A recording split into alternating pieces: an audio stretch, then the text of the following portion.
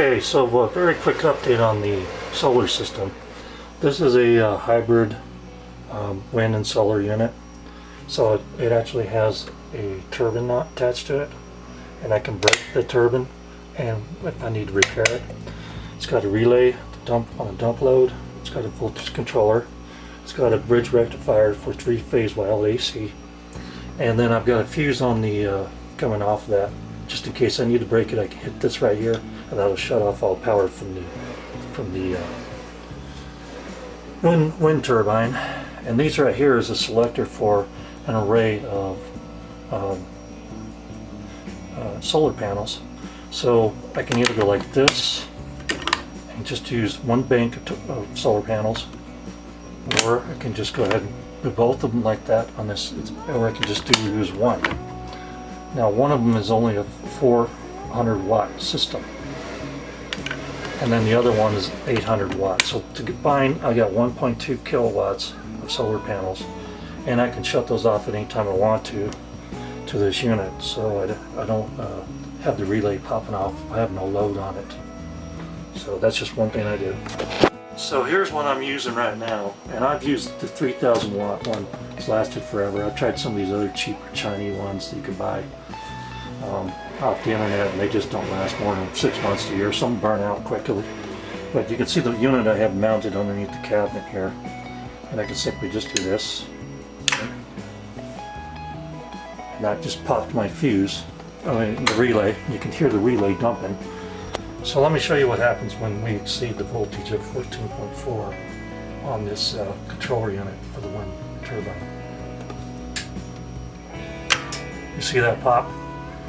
It dumped the voltage into the dump relay, and now it's reset that thing, so it doesn't burn up your batteries. That's how that works. On this unit here, I put a fusible breaker, DC breaker on this. It's good up to 50 volts DC. If I want to cut off the negative side of the battery, I just have to push this, and that isolates it from the rest of the system. And remember, when you're dealing with batteries, just like car batteries, these are 12 volt batteries. When you wire these together, you want to go positive first, then your negative. Don't ever do it the other way around, you'll get sparks.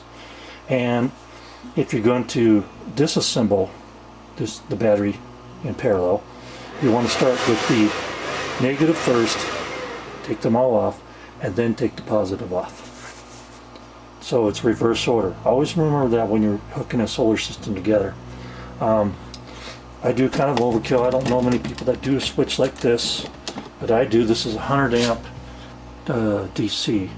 So if I just punch this right here, it'll disconnect it from the system. So when you're thinking about a solar system, keep in mind I'm only using a 1.2 kilowatts to power what is essentially a 2000 watt inverter, and it's only using 2 bars, so it's using about 400 to 500 watts of power. And this unit right here is very reliable. I would recommend it for using for greenhouse lights. It only cost me $53. It's a 2000 watt, and it's got a peak input, peak surge on it of 4000 watts. Now you got to be careful when you're buying these inverters, because they may say 3000 watts, but really they're 1500 watt, because they're telling you the peak wattage it can surge at.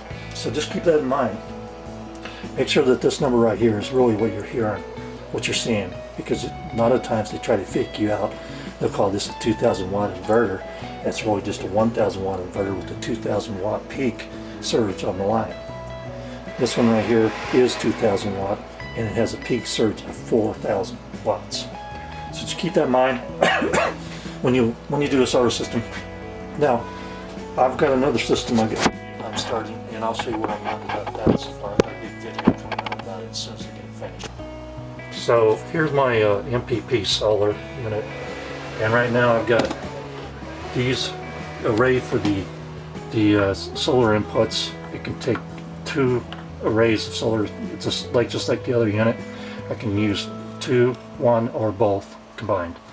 And I've got the negative and the positive isolated, so I can switch those on and off as I need to. The next step for me is to go ahead and wire up this AC outlet. You can put AC in and you can pull AC out.